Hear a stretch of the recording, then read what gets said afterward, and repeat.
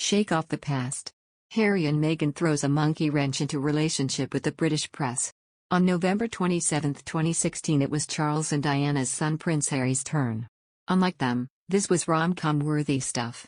The feminist, activist, self-made woman and the titled spare who had up until meeting her, reportedly feared he would never find a woman willing to contend with the madness and scrutiny of a royal life. Just over a year after the news broke that the transatlantic power couple were an item, there they stood grinning like love-struck fools next to Kensington Palace's sunken garden pond showing off her diamond engagement ring. The world rejoiced, Diana's son had finally found the one. Except of course, it wasn't in so many ways. While the couple's relationship has, outwardly, gone from strength to strength, with the arrival of son Archie and daughter Lilibet, the all-too-brief Sussex Golden Age would last only a smidgen over 2 years. Now a new documentary has made the claim that that engagement event, and the way that Harry and Meghan arranged the moment, was the point at which things started to fracture in this tale.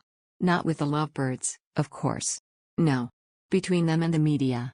Prince Harry's statement, in which he claimed the media had crossed a line when covering his relationship with Meghan Markle, was described as a hot tongue of flame by royal correspondent Johnny Diamond. Richard Palmer, the royal correspondent for the Daily Express, echoed her comments, saying, "One of the mistakes they made was not engaging at all with the media."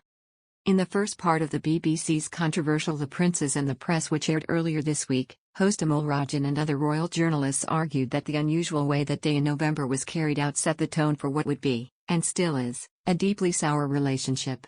The documentary also revisited Harry's unprecedented statement in which he accused the media of crossing a line with their coverage of his relationship with Meghan. A royal engagement is typically an opportunity for the bride to meet the press informally, Rajan says in The Princes. But this one was different.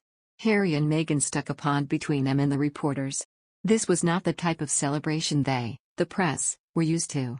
The initial press conference was very much done from a distance, Tomini explained. And then there wasn't really ever a proper meet and greet.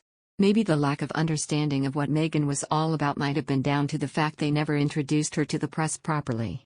By contrast, 7 years before, when Prince William and the woman formerly known as Kate Middleton faced the media for their engagement, soon after the Windsor recruit was, off-the-record Natch, being introduced to the men and women whose job it is to trail the royal family and dutifully report on their every utterance and hat.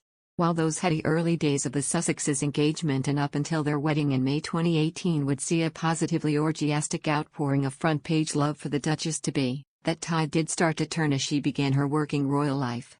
The Princes and the Press alleges that it was only days after the wedding that the press corps started to hear whispers that all was not well behind palace gates. Asked by Rajan, "When did you first get the sense that things weren't quite as happy as they were on the wedding day?" The BBC's royal correspondent Johnny Diamond replied, "I mean, within days really. Within days, there were stories coming out about, to put it bluntly, about how Meghan behaved towards staff." Tomini told Rajan, "We were getting briefings that all was not well with the relationship between William and Harry, Meghan and Kate, and the relationship between Harry and Meghan and the royal household."